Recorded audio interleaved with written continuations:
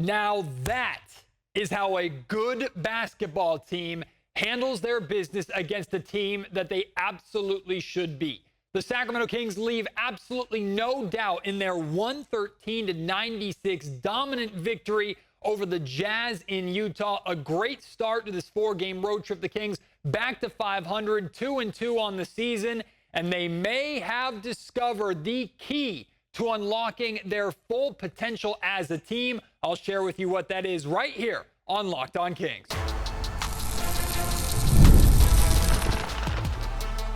You are Locked On Kings, your daily Sacramento Kings podcast, part of the Locked On Podcast Network, your team every day.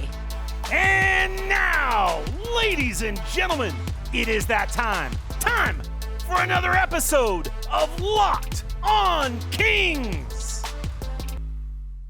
Hello and welcome into Locked On Kings, your podcast hub for Sacramento Kings coverage all season long. Today's episode is brought to you by Gametime. Download the Gametime app, create an account, and use promo code LOCKEDONNBA for $20 off of your first purchase. My name is Matt George. I have the privilege of being your host here. I'm a Sacramento sports anchor and reporter for ABC 10 News. Back-to-back nights, back-to-back beams in the sky. It's a lovely sight to see here in Sacktown. The Kings back to 500 after that 0-2 start that absolutely was concerning, considering in both of those games they made very similar mistakes where they couldn't put the game away when they needed to, right? They allowed two big runs by both the Minnesota Timberwolves and the Los Angeles Lakers in those games. Now these next two games against softer competition, and let's call it like it is, right? The Portland Trailblazers, Utah Jazz, not expected to be very good teams in a very good Western Conference. These are teams that the Kings absolutely should be beating and should put away. And yet in the past, this franchise, this organization has struggled in games like those because of how they have approached those games.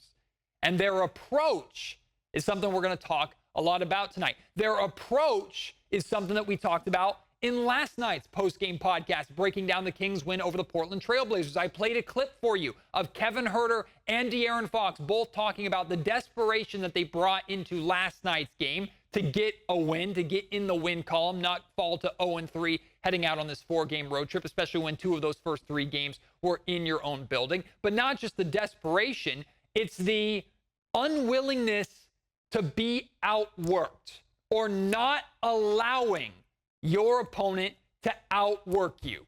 That right there, I think, is the key to unlocking the absolute best of what this Sacramento Kings team can be.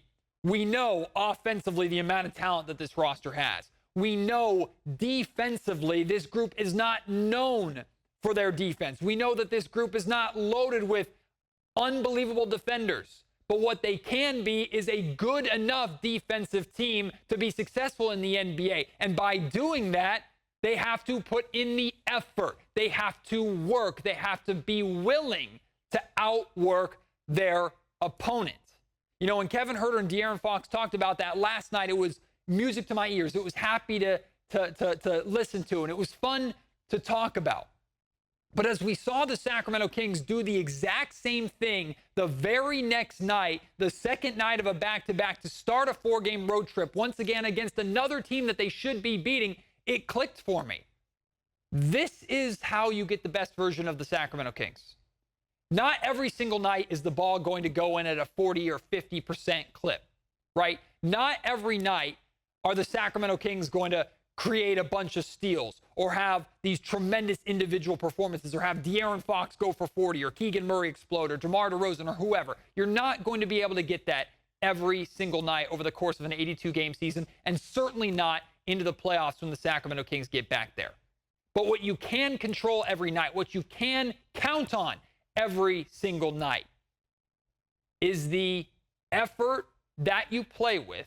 And I think that's effort is actually, shame on me, effort is not a good way to describe this, because I don't think there aren't many circumstances where the Sacramento Kings show up to play a basketball game and don't try hard enough. I disagree with that idea. However, a willingness to outwork your opponents doesn't mean you're just trying hard. It's just not letting them work harder than you. And that's what I feel is needs to be at the foundation or the core of the Sacramento Kings team, no matter who they play.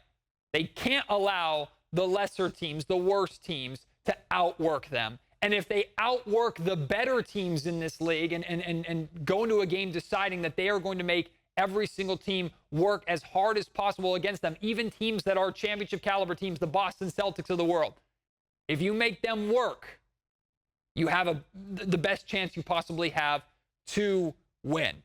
We saw an obvious sense of urgency from the start tonight for the Sacramento Kings once again. Love to see that. They left no doubt in this game about who the better team was, and at no point watching this game did you ever even consider that this was the second night of a back-to-back. That is really how it should be. It's easier to do that at the beginning of the season, but think back to last season and how long it took the Sacramento Kings to win in a back-to-back scenario on the second night of a back-to-back, right? That was like the kryptonite of this Kings team last year, remember? Their first set of back-to-backs, and they win both games to start this season. You love to see that.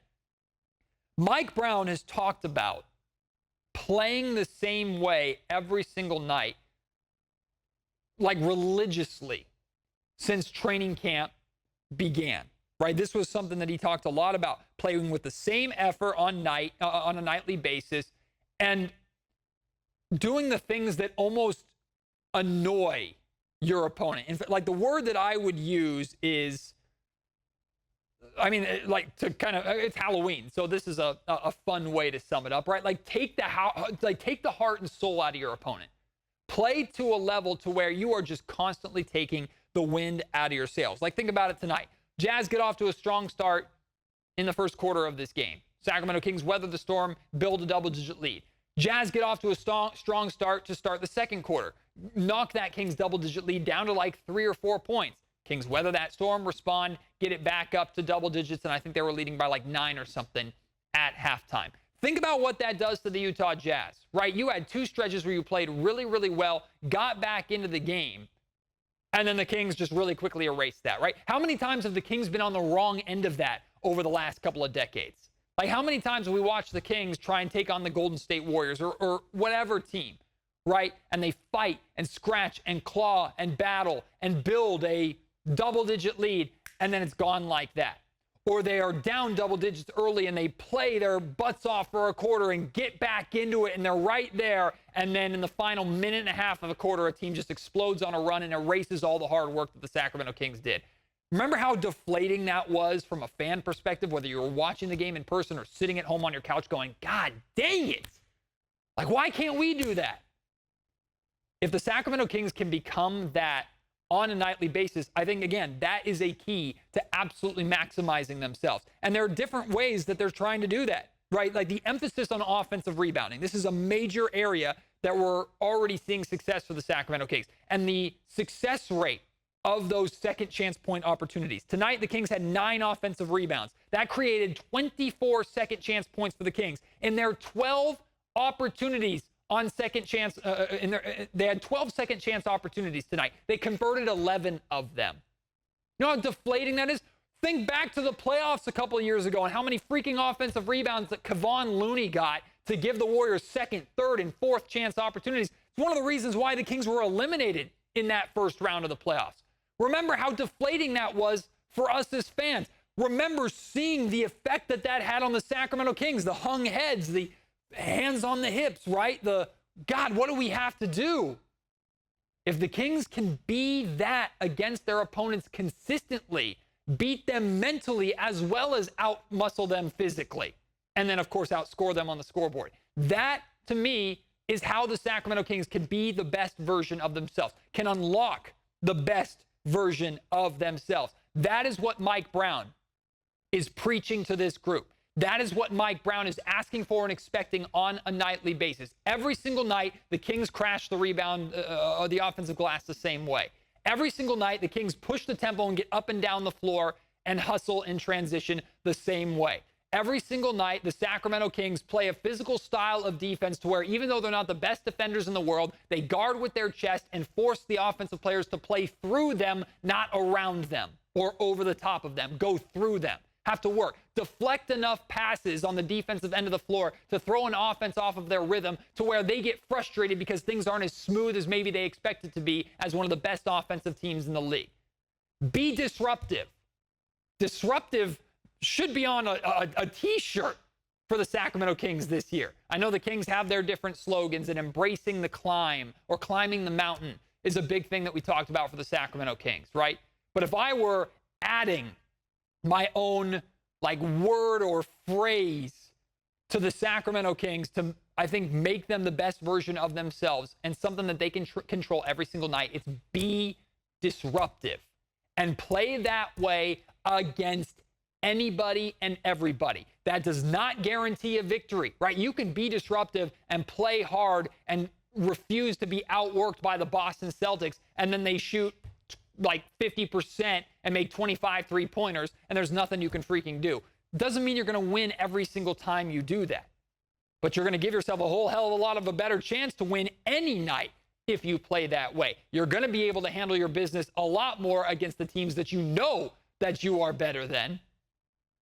And in the grand scheme of things, you're going to have a better understanding of who you are and a better belief in who you are as a team, because you know fundamentally what you can control, you take care of. If we can get to a point where the way the Sacramento Kings have played over these last two games and the way they've approached these last two games can just become ingrained in this team to where by game 30, game 40, game 50, we're not even talking about it anymore because it's just second nature, like De'Aaron Fox scoring 20 points, or as we're going to talk about in a little bit, DeMar DeRozan scoring 20 points, or Domantas Sabonis getting a double-double last season, right? If it just can become second nature for this group and expected, again, I think that's where we're talking about the best version of this Kings team. But here's the thing. There is no guarantee, right? Because the Kings have to be willing to do that themselves. They don't just get there because of their talent. They don't just get there because of the names on their roster. They get there by deciding together and taking the floor together and making the proclamation, we are not going to be outworked. That's the key. I really think that's the key. And thankfully, the Sacramento Kings are discovering that key. They have discovered that key very early on. There's 78 games to go. I really think that is the key. That is the golden ticket to the best version of the Sacramento Kings team. They still have to do it for these 78 games, but it's right there. It's so simple. And yet at times, I can imagine over the grind of an 82-game season on back-to-backs when players are sore, you're in the dog days of the season, at times, it's going to be tough to have that mindset and to physically go out and embrace that challenge. We'll see if the Kings can do it this year. But we got so many individual performances to talk about from this Kings win. DeMar DeRozan, going to talk a lot about him. I'm feeling myself tonight. I have some things to say about DeMar DeRozan, the way he's playing. Domantas Sabonis continues to play fantastic. Kevin Huerter, Keon Ellis playing amazing as well. So much great stuff for me to get to, and I look forward to continuing that here on the Locked On Kings podcast in just a second. Before that, though, I want to tell you more about our title sponsor here of the Locked On Kings podcast today. That's Gametime. Right? If you've heard me talk about Gametime, you understand that this is the only place, the only app, the only website that you need to go to get your tickets to events from here on out. Right? If you're thinking about going to the Kings and Raptors game the night after election night, November 6th, inside the Golden One Center. It's the first game back after this 4-game road trip. Hopefully the Kings are making a triumphant return over 500 after a very successful road trip. If you're looking for tickets to that game, look no further than Gametime. But here's the thing, right? Even if you know you want to go to the game, don't get the tickets quite yet, because when we get to November 4th, when we get to November 5th, when we even get to the morning of November 6th, the deals are going to be better the closer that you get to the event. That is the charm of Gametime. And Gametime has this new feature called Gametime Picks, where Gametime will do all the busy, hard work for you, right? You select the event you want to go to. Again, Kings and Raptors on November 6th, right? There might be hundreds or thousands of tickets available for that game. Gametime sifts through all of those tickets and only shows you the best deals that you're going to get that are available on Gametime, right? And they don't just show you the best, most expensive or craziest tickets on courtside seats or the first couple rows. No, they'll show you different deals in different zones in different areas so you can find the best deal kind of for your price point and for where you want to sit. It's just one of the many great features on Gametime. So download the Gametime app where you can get your tickets to anything, not just NBA games or sporting events. You can find concert tickets to whatever level of concert, theatrical productions, comedy shows. Gametime has it all. Download the Gametime app, create an account, and use code LOCKEDONNBA for $20 off of your first purchase. Again, that's the Gametime app, promo code LOCKEDONNBA for $20 off. Download Gametime today. What time is it? Gametime. 4 games. 4 games in DeMar DeRozan's career as a Sacramento King. 4 games where DeMar has scored 20 or more points. Tonight, 20 points, 9 of 14 shooting from the field, 8 assists, 1 steal, and 1 block. There are only 2 other players in the history of the Kings to do this. Chris Webber and Oscar Robinson. Pretty damn good company to be in, if you ask me, for DeMar DeRozan. So my question to everybody and anybody, why is this surprising? Why is anybody surprised that in 4 games, DeRozan is 4 for 4 and scoring 20 or more points? Why is anybody surprised? He's been doing it for over a decade. 11 straight seasons, not including this season, DeMar DeRozan has averaged 20 or more points per game. And half of those seasons, the man was 30 years old. Why is anybody surprised by this? This is what he does. This is what DeMar DeRozan does. It turns out that 35-year-old number, that age, is as irrelevant as all the takes and all the commentary from all these people, whether they're fans or media members or whoever, when the Sacramento Kings acquired DeMar DeRozan, oh, he's 35 years old. Father Time is going to catch up to him. Oh, he's putting on a Sacramento Kings jersey. That means suddenly he's going to forget how to play basketball. Oh, he didn't go to my favorite team. He didn't go to the Lakers, or he didn't go to Miami, or he didn't go to this place that I thought he would be better at because I want to see him on my team, not the Sacramento Kings. So he's just not, he's going to suck now. He's not going to be good because he's in Sacramento now. And I guess the baskets are smaller, or you just lose your talent like when you're in Sacramento. You land at the Sacramento International Airport, walk through security, and the Monstars suck the talent out of you. It's all irrelevant. This is what DeMar DeRozan does. Why would anybody, inside, outside, why would anybody around Sacramento or the world think that it would have been any different? And it's funny, every team, every one of y'all who's not a Sacramento Kings fan, y'all wish DeMar DeRozan was on your team. Now, we can be realistic about what we think DeMar DeRozan is. DeMar DeRozan's not the best player in the NBA, not even close. But every team would like to have the reliable scoring option that DeMar DeRozan is. And I get it. It's the same thing we hear about Domantas Sabonis. It ultimately is the same thing for every player. Well, he's got to show it in the playoffs. He's got to do this in the playoffs. First off, DeMar, I know he's had struggles in the playoffs. He's also had some phenomenal games and phenomenal numbers over his career in the playoffs too. So that's a lazy argument, number one. Number two is you still got to get there. And DeMar is here in Sacramento not just for the Kings to have success when they get there, but to get back there. Newsflash, they didn't last season. DeMar is going to help them get back there.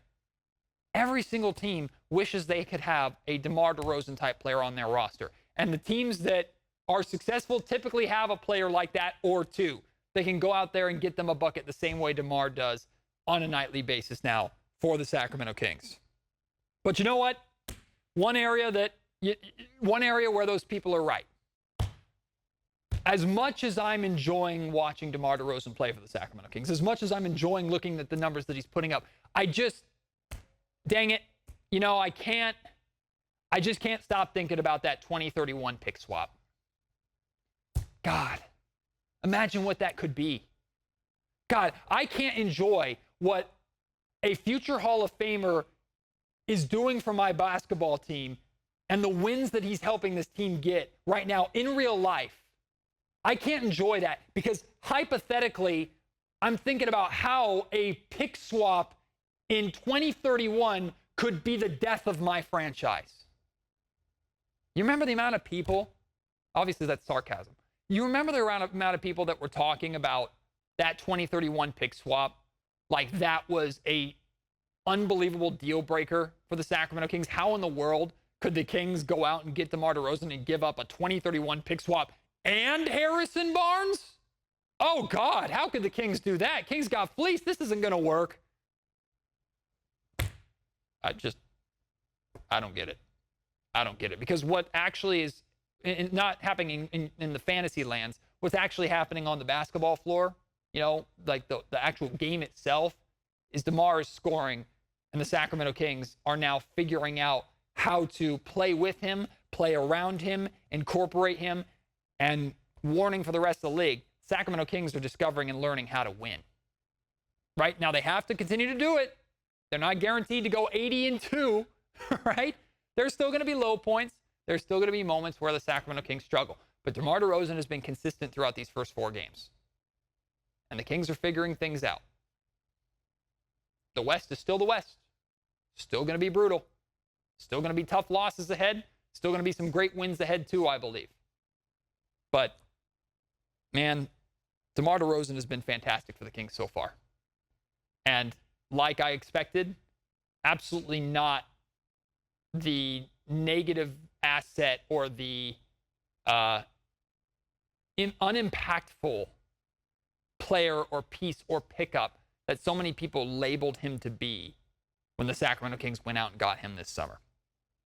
I mean, if we're going to continue on, and I'll make this quick, if we're going to continue on kind of talking about what other people have said about certain Kings players, Domantas Sabonis is a $40 million player this year. This is the first year of his new contract. Talked about this a lot during the offseason, too. The number one criticism that I saw of Domantas Sabonis making that much money is Domantas Sabonis isn't a reliable enough scorer.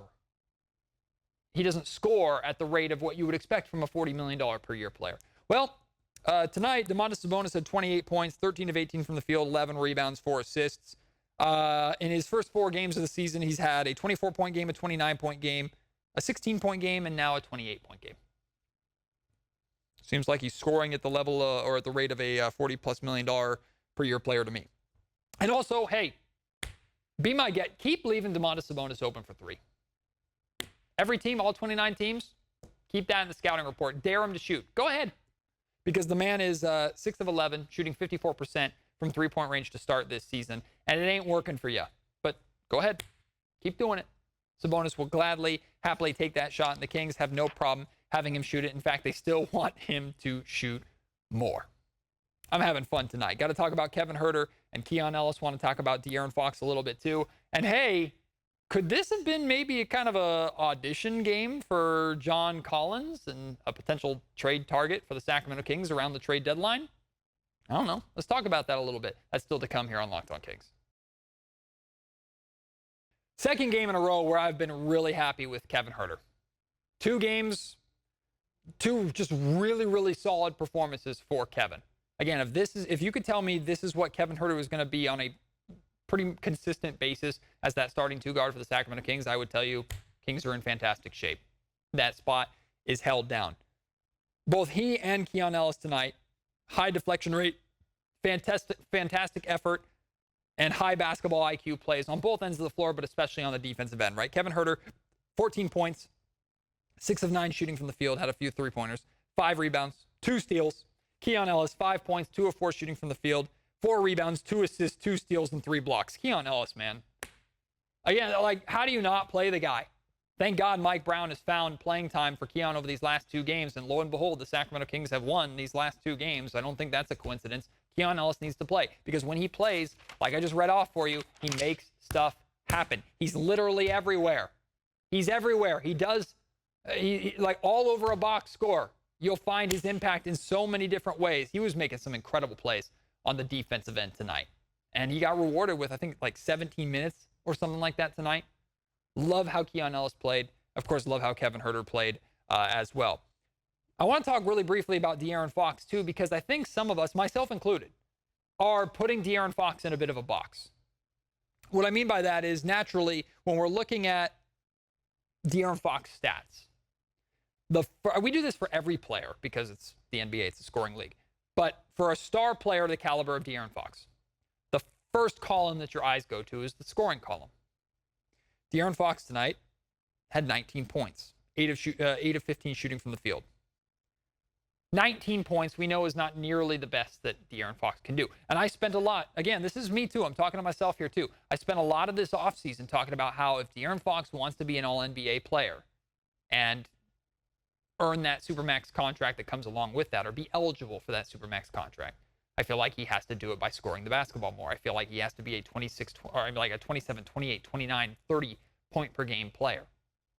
I think he's had one 28-point game so far this season. I think that was the LA game, if I'm not mistaken. But De'Aaron hasn't exactly been that to start this season. That doesn't mean that De'Aaron Fox isn't playing well.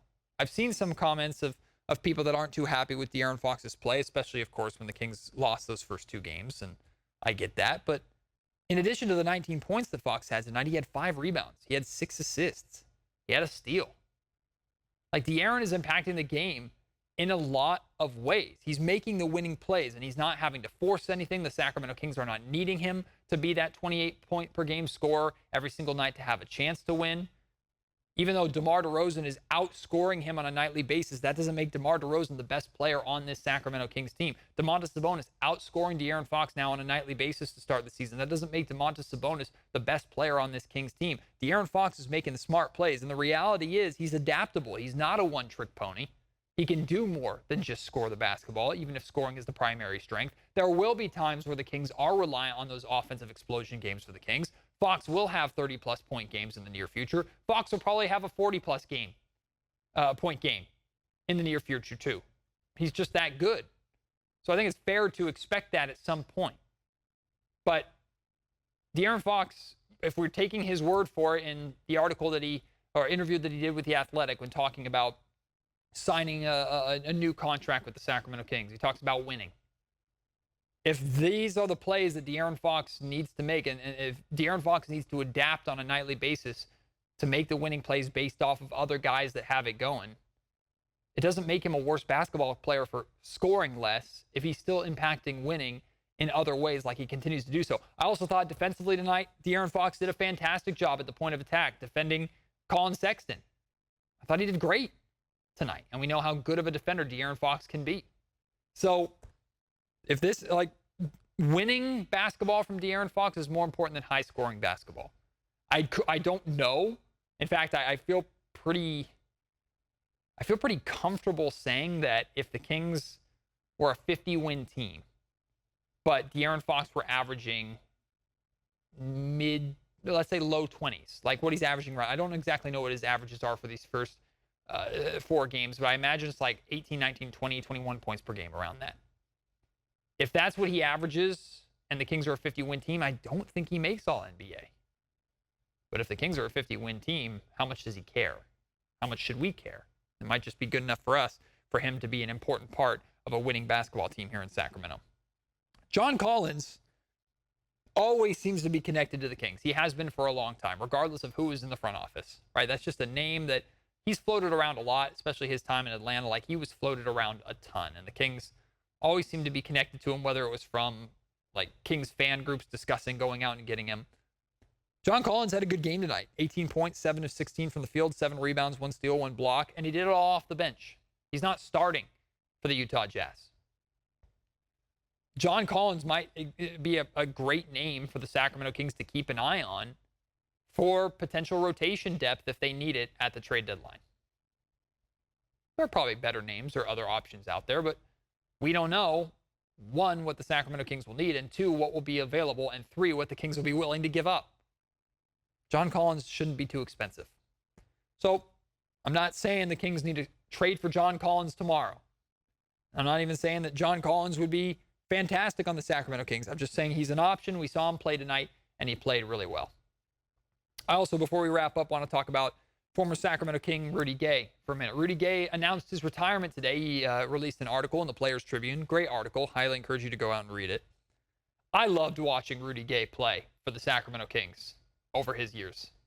I loved it. Unfortunately, the Kings weren't very good, but Rudy Gay was a very, very good basketball player, a fun, fluid scorer to watch. My NBA 2K players out there know how much of a beast and cheat code he was in NBA 2K. And in so many ways, how perfect would prime Rudy Gay be for the Sacramento Kings right now? Right? Like in so many ways, that's what the Sacramento Kings have been looking for. I really enjoyed Rudy also in the limited time that I got to cover him. That was mostly just before my time where I started covering the Sacramento Kings and working in Sacramento media. But in the limited interactions that I had with Rudy Gay, he was always super cool, super approachable, really nice guy, really fun guy. I know things didn't necessarily work out in Sacramento, and it wasn't always the greatest here for him. He was the guy who initially called Sacramento basketball hell. And if you don't know why, the Kings deserve to be called that for how they handled his situation back in the day. We can get to that another time. Over his 3.5 seasons that he played here in Sacramento, 3 or 4 seasons that he played here in Sacramento, averaged 19 points and 6 rebounds a game. So Rudy was a really, really solid King. Really enjoyed watching him play. Had a fantastic career. Will go down pretty much as a Memphis Grizzlies legend. But congratulations, Rudy, on a fantastic career. Really enjoyed his time here in Sacramento, and I look forward to seeing how he continues to be connected to the game going forward.